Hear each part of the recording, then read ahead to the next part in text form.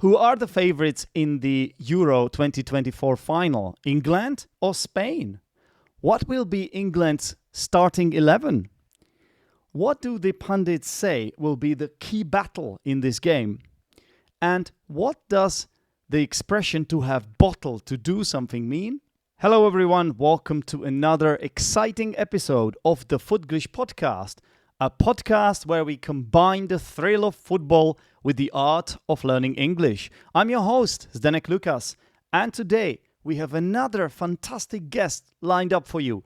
It's actually my Vietnamese friend, David. I call him Jenks, that is his nickname. And by the way, he's not actually Vietnamese because he is English, although he is living in Vietnam. I hope it makes sense. And I hope your name is Jenks or David. Which one is it? Say that again, Zdenek. Sorry, I missed that. Your name is Jenks or my David. My nickname is Jenks. Yeah, nickname. You can go David or Jenks. I always call you Jenks. Surname, yeah. Yeah. But you are not Vietnamese. You are English. I am English. That's correct. Yes. So you probably know what we are going to talk about because it's actually happening tonight in a few hours' time that your team is going to be in the Euro 2024 final. Exactly, yeah. Well, exciting times. It's become more familiar now, actually, for us that we've got to a couple of finals and a semi-final, but it's just getting over that last hurdle of winning something. And as a Spurs fan as well, that's familiar. Yeah.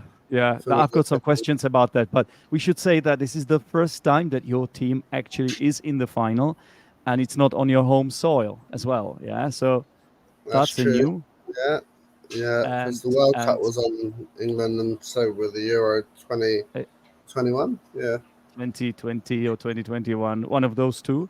And obviously, you haven't won anything since 1966 when you won the World Cup. I don't think you were alive, were you? I was not. I'm happy to say I was not alive. Otherwise, I'd be quite old now. Yeah, that makes sense. I was not alive.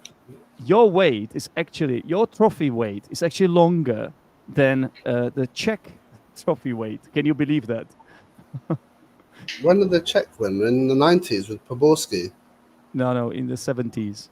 We won the Euro in the 70s. Yeah, in the late 70s. So I wasn't alive either, to be fair. But the point is, it's been a long time, yeah. So you must be really buzzing for this one. Yeah, I think it's exciting. I think we go into it as underdogs, but yeah, it's exciting nonetheless. It's one match; anything can happen. And I think with the draw, we would have expected to get to the final. I don't think it's an overachievement with the way the draw kind of panned out with France becoming second in their group, and with the players that we've got. But it's obviously very exciting. Yeah, well, I can already hear that in the background. Your manager Gareth Southgate is cooking something for tonight. I can hear it. Yeah. Well. So basically, let's discuss that. I was wondering if we could go through your starting 11. Yeah. 1 second. Let me just tell my girlfriend to keep the noise down. She's the one. It wasn't Gareth. Oh, I thought it was Gareth. Okay, listeners, I think David is telling his girlfriend to tone it down a bit. We all thought it was Gareth Southgate, but apparently not. No, she's giving me an angry look for telling her, but yeah. Oh my God, I don't want to be in the middle of this. No, that's fine. I think the starting lineup tonight will be the same, but I think he may put Luke Shaw in ahead of Trippier, just because of how good Spain are at pressing. Yeah. I think it's really important that you have a left-footed option at left back, just for angles. But don't you think you will disrupt the balance? And don't you think that he's not really match fit, Luke Shaw? He hasn't played much lately, right? That's the thing. I think he played about maybe 50 minutes against Switzerland. He played 45 minutes against Holland. Yeah. So even if he can only last 45 minutes tonight, I would still start him just because I think the first goal in any final is quite important. And I Yeah. think Spain are a team that if they get ahead, they can easily keep the ball under pressure and become quite secure that way. Whereas if we get the first goal, then they'll have to open up a little bit. And then you could easily see someone like Foden getting in between the lines and causing havoc on the counter. So I would start Shaw. Mm-hmm. I'm not But sure he will. You're not sure. You're not Well, sure he's he very will. loyal. He's very loyal, Gareth Southgate. And Trippier's just kind of one of those players that you probably feel a bit bad leaving him out. But Yeah. Yeah, we'll have to see. I remember the way he stuck with Maguire and stuff. But let's go with your keeper. So I think you will pick up where you left off, picking Pickford. Yeah, Pickford will definitely start. Yeah. Mm-hmm. Nice use of phrase. The master of shithousery. Yeah, actually, Pickford's pretty popular in England. He obviously doesn't play for a top team, but I mean, he starts in the Prem every week. And like people say, he's never really let England down, although he nearly did with that Shaqiri corner. But yeah. He's been playing quite well, I would say. So then you have Gahey, right? Probably one of your best players of the tournament. Yeah, Gay's been very good. That's the thing with England. There's not really a weak link apart from maybe Trippier at left back. And who's the other one? So who's your other centre back? John Stones. John Stones, Yeah, so he's pretty good as well. Yeah. Walker as a defensive right back. If you think about how you play in possession nowadays, it's normally a 3-2-5 or a 2-3-5. Mm-hmm. Then Walker as the right hand side of that three is very, very good at covering that whole area of the field. He's so fast, and despite his age, he's one of the fastest players. Yeah. So athletic, yeah. Yeah, amazing. And the good thing about him is he can also overlap as well. So he's like, I mean, what the chance that Foden hit the post was a Walker overlap, which drew the defender away. People don't see this. They say, oh, why isn't Foden creating a chance? Why isn't he doing anything? But you got to have runners off the ball taking defenders away for a player to isolate one-on-one against another one. Yeah. Do you know what? I really like this player. He's a City player, but I think he would walk into any team. Foden? No, Walker. Because his name is Walker. He would also make a great zombie. Well, he walked out of Tottenham to join City, so yeah. And at the time, I think I thought we had quite a good deal. So it was like 55 million or something, but in hindsight, I think probably not so much. I think he made the right decision for himself. Yeah. Well, if you compare him to Danny Rose, who was similar levels at the time. Yeah. Although this episode is not supposed to be a dig at Tottenham, we can do that in the future. But we're discussing the lineup of the England team against Spain, a possible lineup. It's not confirmed yet. Although you have Gareth Southgate in your kitchen, I don't think. I've moved out of the kitchen. I've moved into the spare room now after the looks that Gareth Southgate was giving me for telling her to be quiet. It's a lot of pressure, a lot of pressurizing situation. So I understand. Well, it's late. It's late here, so like the game's at 2 a.m. and yeah, certain people are hungry. It's late in Vietnam. Certain people, meaning you. No, not me, my girlfriend. I see. Oh well, please tell her to forgive me, and it's all on me because this interview was my idea after all. But okay, so let's continue with the midfield then. So play Declan Rice with Kobe Mainoo. Oh wait, he'll play a back three. He'll play a back three. So it'll be Walker starting right back, and Saka starting right wing back. And Saka's also like as a Tottenham fan, it's hard to say good things about an Arsenal player, but Saka's if I have to say about one player, I'd say about Saka because he's very It, humble and very yeah, he's nice. great, right? Yeah. And as a player, he's just very complete in everything that he does. Like he doesn't lose the ball much unnecessarily. I've always noticed that he always holds onto the ball under pressure, and he Yeah. seems to make really good decisions about when to take on his man, when to hold it, not always playing it back, which a lot of wingers hide and they play it back to their right back or centre back all the time. So he's great as a right wing back because I think he allows us to play the back three, Walker and Saka, because they're so versatile. Okay, I actually I'm quite surprised you're saying this. I thought Walker would be the wing back, the right wing back, and Saka No, would Walker, be the. no, Oh, okay. Walker plays You see right this centre.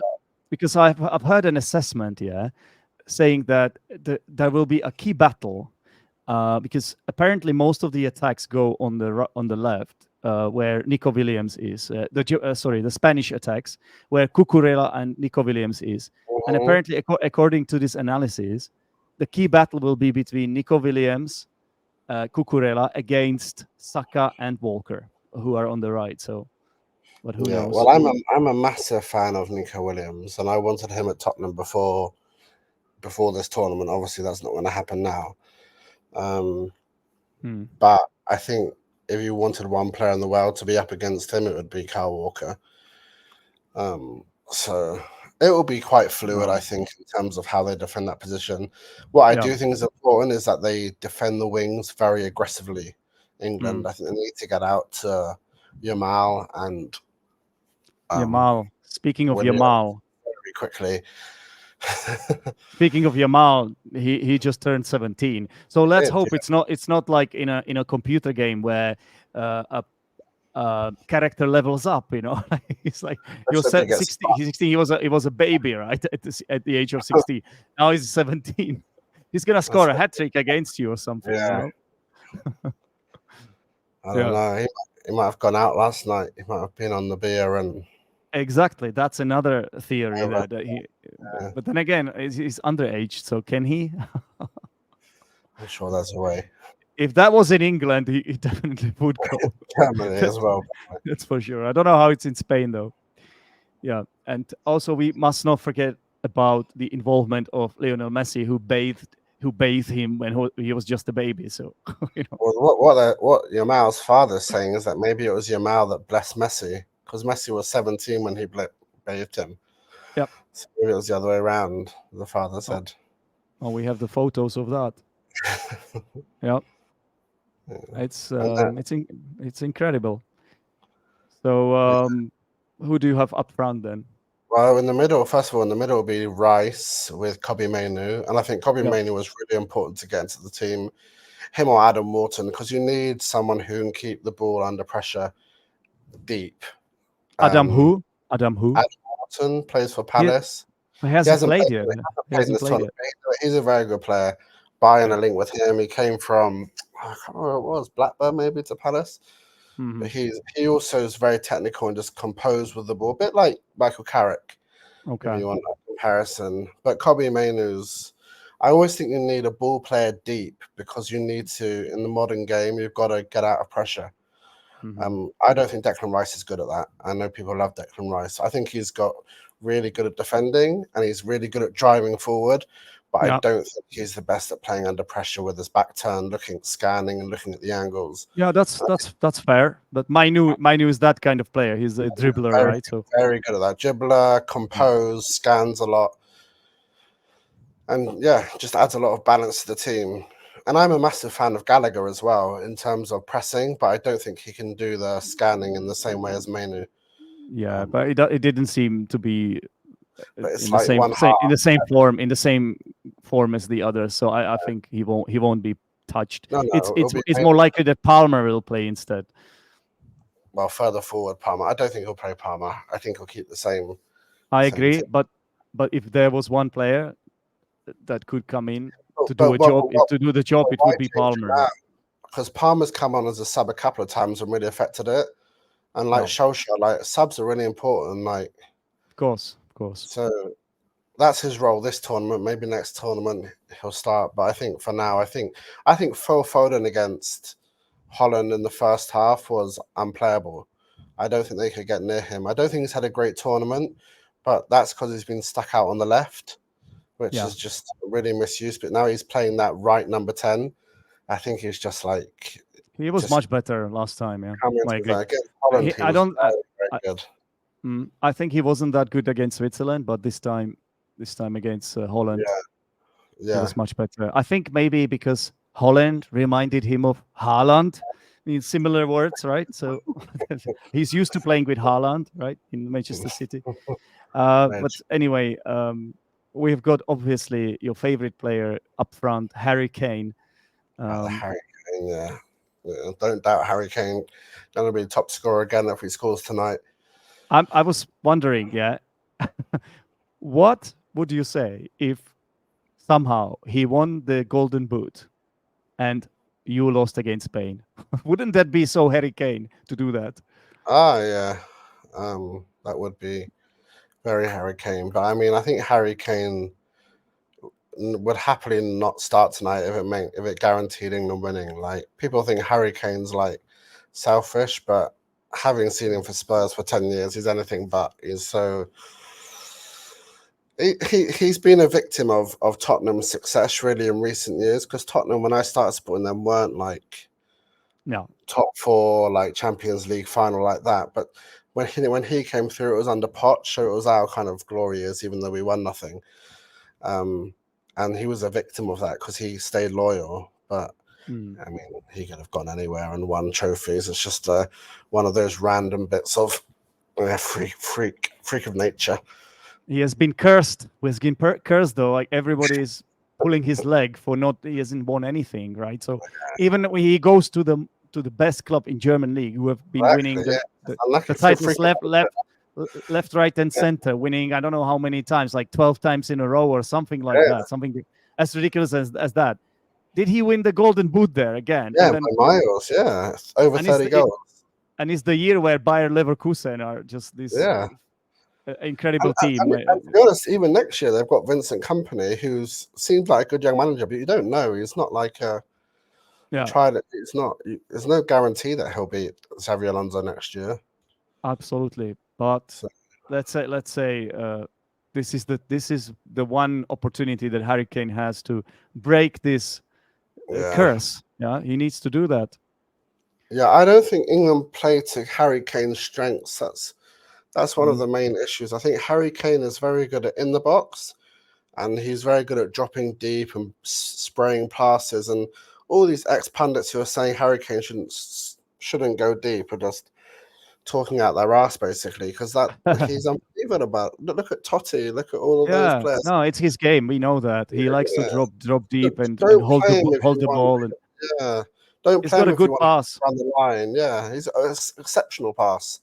Long pass, that is. Yeah, so Vision. I'd be telling Saka, Foden, Bellingham all to run in behind and just let him do what he wants. Otherwise, just play Watkins and let Watkins run in behind if you want that. To be honest, I mean, it won't happen, but we've got the team. So can I get your prediction for this game? Oh my gosh, this is a tough one. My head says it will be 2-0 to Spain, just because Rodri will make a few fouls in the first half that should all be yellow cards, and the ref won't have the bottle to give it to him. Yeah. Tactical fouls with Foden on the break. He won't give them the yellow card. And then it will stop England countering, and then they'll just kind of swarm all over us and eventually get the goals. But my heart says that actually it's more of a 50-50 game. I think England have lucked into this box midfield now with their 3-4-3 box, and Spain will play a 3 in the midfield. So Foden, Bellingham, Mainu, and Rice can play a 4v3, which is what they did against Holland first half, and then Holland changed it, and it nullified the game it just kind of like the game just became a nothing game. Yeah. So first half, England can dominate that midfield 4v3, then there's a chance, but. Yeah. Well, for England's sake, let's hope your heart is stronger than your brain, than your. But obviously, it's a final. Yeah, it's a final, David. So anything can happen. Yeah. It's clear that Spain are everybody's favorite, and they have been playing some brilliant football. Yeah. They How don't often see. do favourites win it? How often does a team who plays well the whole tournament win it? Not often. That is a good. It's more that is a often that the fair. lucky team, Bellingham overhead kick, dodgy penalty against Holland, Swiss penalties. Like it's more often that team kind of who's been through the adversity scrapes through. So you never know. Yeah. It's true. It's true. It's just one game. It could go to extra time penalties, and you seem to be much better at penalties than in the past. And then Tony misses with his no-look penalty. Yeah. Well, let's hope you, for your sake. I'm not sure I'm supporting you actually. Yeah, You're not supporting England. I thought you would be. You lived in London. The thing is, like when it comes to my friends, I've got Spanish friends, just like I have English friends, so that doesn't help. That doesn't help me decide. I haven't lived in Spain. I've lived in England. There you go. But teach English as a language. I teach English. I do. I'm an English teacher. But I think you should have to support England, therefore. Yeah, I should. But you basically lost me with the way you played in this tournament, and Spain have won my heart. So I'm sorry. I think. I hope you. I hope you don't mind, but I think I might be on the Spanish side this time. You want Spain to win. But what I will say is, if you play well and you deserve to win, and if there's no dodgy penalty or something, which seem to happen when you play, then these days. Well, I know in the past, I know you have had your fair share of unfair decisions, though. Maradona, Lampard, I remember all that. And a lot of German fans are still upset about that Cucurella penalty. That could have been a penalty as well. No one is talking. A lot of German fans are booing him. Yeah, no, I know that he will be under pressure. He will be whistled. It happened the last game in the semi-final, so there'll be a lot of booing on him, which I think it's a bit too much. I didn't mean to do it. It's a bit childish, but this is football fans for you. You can't expect much from them. I mean, we are obviously much better, you and I. But anyway, it's been a pleasure talking to you, Jenks. If you play well and you deserve it, you know what? Well done. And there will be more stuff about England on this podcast. And yeah. All right. All right. Well, enjoy your dinner. Enjoy your dinner and the final after that. Yeah. All right. Take care. Bye-bye, mate. Cheers. Bye. All right, guys. Welcome back to the Language Corner. As always, I would like to keep this one short and sweet. And today, the main reason is because I need to get this episode out as soon as possible. And, making a podcast, it actually requires some time as well. Because first of all, you have to prepare it, then record it. After that, you need to edit it, add all the jingles, the final touches to everything. And then you can publish it. And then you have to promote it on social media. It's not easy to make a podcast, and the final is literally just around the corner. So honestly, I need to keep this short. All right, and today I would like to talk about the expression to have bottle to do something, because David was actually talking about the Spanish player Rodri, and he was sort of complaining about the fact that the referees don't really want to send him off much because he's such a popular player with so much respect. And he sometimes does these cynical fouls, right? And David said that he doesn't think that the referee will have bottle to send Rodri off. He doesn't think referee will have the bottle to show him some cards, right? So that means he won't have courage. To have bottle to do something means to have courage to do something. The referee will just let Rodri off. Rodri will get away with these fouls, okay? By the way, this is kind of a slang expression, yeah? It's kind of an idiomatic, colloquial phrase. And there is another one which is often used in football, and that's if you bottle it. That's a good one as well. So I might as well explain this one too. So basically this is used when you fail an opportunity, right? So often you're in a position where you have to do something, where you have to prove that you have what it takes, but often because of being too afraid, too frightened, you mess up. An example could be he should have taken the penalty, but he bottled it, right? He was too afraid to take the penalty, so he let someone else take it, and that player missed it or something like that, right? So to bottle it. Often when you're under pressure, you are more likely to bottle it, right? So for example, Spain are the favorites, and they have a better team. They have better players, I think, than England.